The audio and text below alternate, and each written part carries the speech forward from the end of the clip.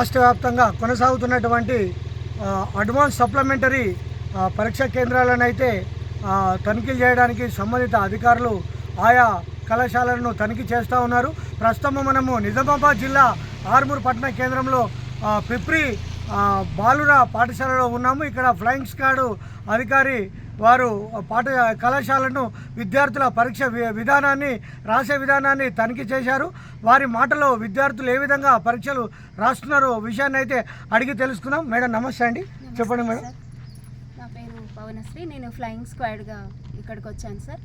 ఇక్కడ కూడా చాలా ప్రశాంతంగా పిల్లలు రాస్తున్నారు.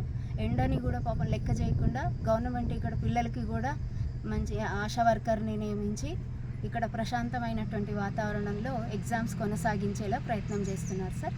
ఈ పిల్లలు కూడా మేము విజిట్ చేస్తున్నాం ప్రతి సెంటర్ని కూడా. అక్కడ వాటర్ ఫెసిలిటీ కానీ అలాగే మెడికల్ ఫెసిలిటీ ఇవన్నీ కూడా మేము సంబంధిత ఏర్పాట్లన్నిటినీ కూడా పరిశీలించి పై అధికారులకు తెలియజేస్తున్నాం సార్.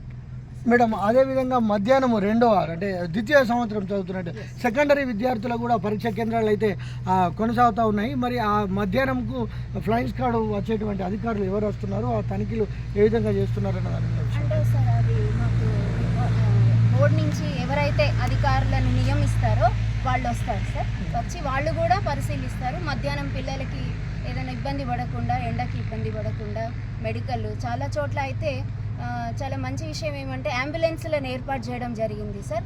చాలా సెంటర్స్లలో ఒకవేళ అనుకోకుండా పిల్లలు సిక్ అయితే కనుక అక్కడ అంబులెన్స్ ద్వారా పిల్లలకి వైద్య సదుపాయం అందించేటువంటి ఏర్పాటు చేశారు. ఈ సందర్భంగా మన తెలంగాణ బోర్డ్ ఆఫ్ ఇంటర్మీడియట్కి అలాగే మన రాష్ట్ర ముఖ్యమంత్రి గారికి ధన్యవాదాలు తెలియజేస్తున్నాం సార్ ఈ సందర్భంలో. Thank you madam.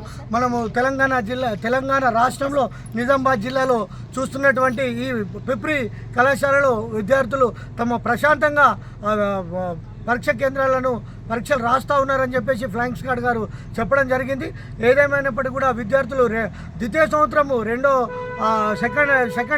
సెకండ్ మధ్యాహ్నం నుంచి చాలేటువంటి సెకండరీ స్టూడెంట్స్ కూడా ప్రశాంతంగా తమ పరీక్షలను ముగించుకోవాలని చెప్పేసి కోరుతున్నాము. ఇట్లు మీ Ponnala Chandrasekhar, Telangana focus TV. Thank you.